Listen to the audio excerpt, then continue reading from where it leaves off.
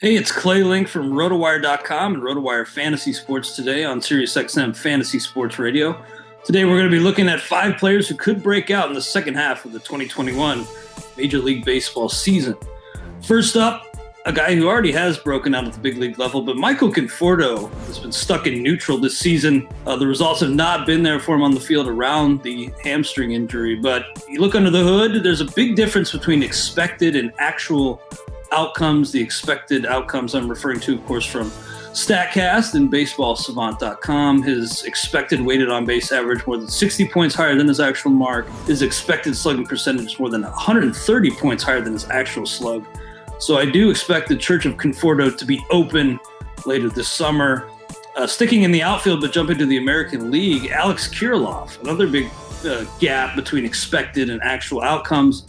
I do want to stress that these StatCast expected stats are not some kind of answer key, folks. X-stats are more descriptive than predictive. We need to keep that in mind. But in Kirilloff's case, like in Conforto's, it's just such a big gap that I think positive regression is inevitable.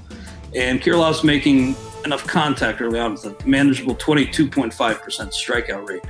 Next up on the pitching side, Shane Baz of the Tampa Bay Rays. The Wizard of Baze, as he's known on Twitter. He has lived up to that nickname so far this season with a magical 2.12 ERA and a 189 batting average against for AAA Durham so far this season. We know Tyler Glasnow out indefinitely. We don't know when he'll be back, if he's back at all. So I can see the Rays bringing up Shane Baz and slotting him in next to another Shane who debuted this year, Shane McClanahan.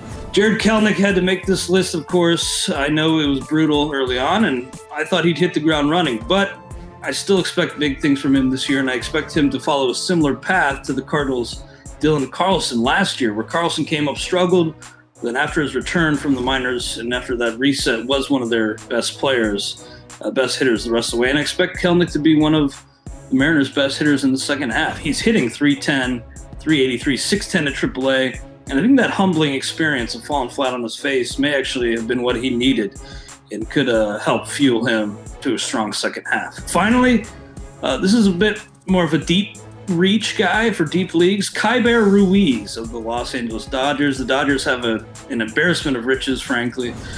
And at catcher, they have 2 guys in Will Smith and Austin Barnes who split the playing time pretty evenly. But if one were to go down, or if somehow playing time were to open up for Kairi Ruiz, I think he could be one of the best hitting catchers right away. He's got a stellar hard hit rate in the minors. We have minor league batted ball data at RotoWire.com, and his hard hit rate is north of 40%, 949 OPS at AAA. You always got to consider age versus level, and those numbers for Kairi Ruiz are stellar considering his age at AAA, and I think he could be one of the top hitting catchers right away when he comes up.